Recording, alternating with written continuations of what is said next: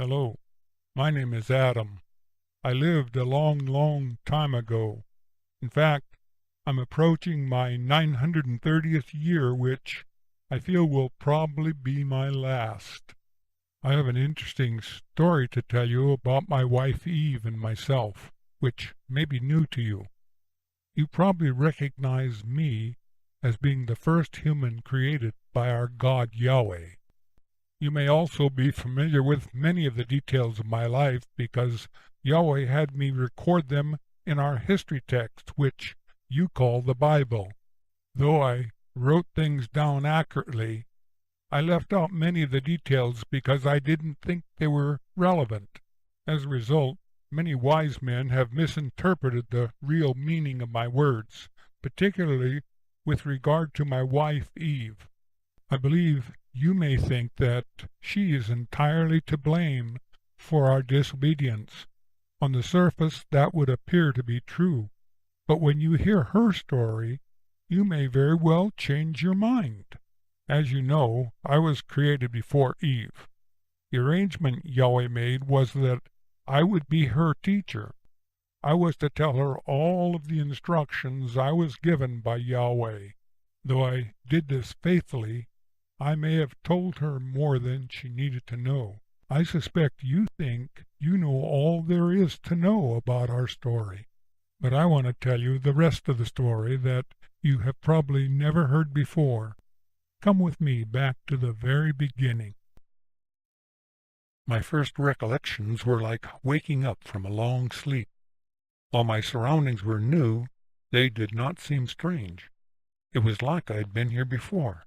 I found myself on an earthen bank not far from a large body of water Yahweh called the sea. In the distance, I could see misty mountains on both sides of where I was.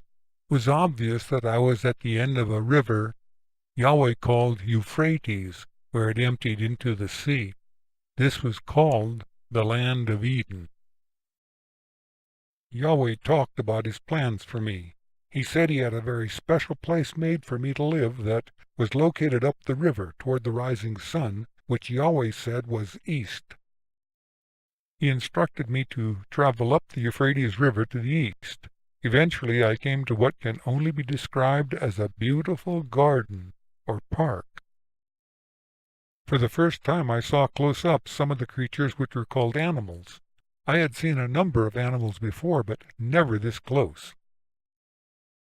There was also a comfortable-looking abode conveniently located not far from the river. Yahweh said he had built it for me to live in. This was very good because I needed a place to stay at night, and especially when it rained. Did I say when it rained? I should tell you that some of the wise men who have read my history records mistakenly concluded that it never rained where I was living. While the mornings were often misty, we still needed rainwater for the trees and for the river to continue to flow. The part I wrote about never raining was told to me by Yahweh about how it was before I was created. In fact, it was before Yahweh had planted any trees or plants. It was even before he made the sun and the moon.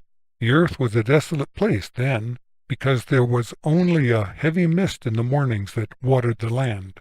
Because there were no plants, not much water was needed. One thing is for sure, there wouldn't have been enough water then to maintain all the trees and plants in Eden and supply the Euphrates River too. But everything was different now. We had plenty of water. My job, so to speak, was to cultivate the park and make it larger and larger. Because the plants and trees had seeds in them, I was able to plant many new trees around the perimeter of the park. Very soon after arriving, Yahweh guided me down one of the paths that led toward the middle of the garden. There were two large trees there that Yahweh told me were very special. One was called the tree of knowledge of good and evil. The other was called the tree of life.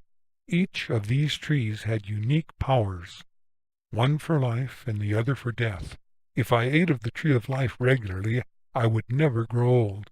Speaking of the tree of life, again, this is a subject where wise men seem to differ. Some think that eating of the tree of life was a one-time event. In other words, all you had to do was eat it once, and you'd live forever. Believe me, if that were the case, and since Yahweh didn't forbid me from eating of it, that would have been my first meal when I got here. However, it was my understanding that so long as I was able to eat of the tree of life, I would continue to live indefinitely. But if I ate from the other tree, on that very day I would die and go back to the dust from which I was made. Just thinking about it sends chills up my back. The warning about these trees by Yahweh was greatly appreciated because they were innocent-looking and even produced attractive fruit. One could not tell by looking how dangerous the death tree was. The thought of that tree still sickens me to this very day. It is also a reminder of the saddest day of my life, when I learned that my lovely wife Eve had eaten of its fruit. I know that she meant well, and I still love her despite all that's happened. Thank you, Adam, for such kind words. I do have a lot to say about the subject, but I don't want to give a wrong impression. While I made a tragic mistake, my intentions were good.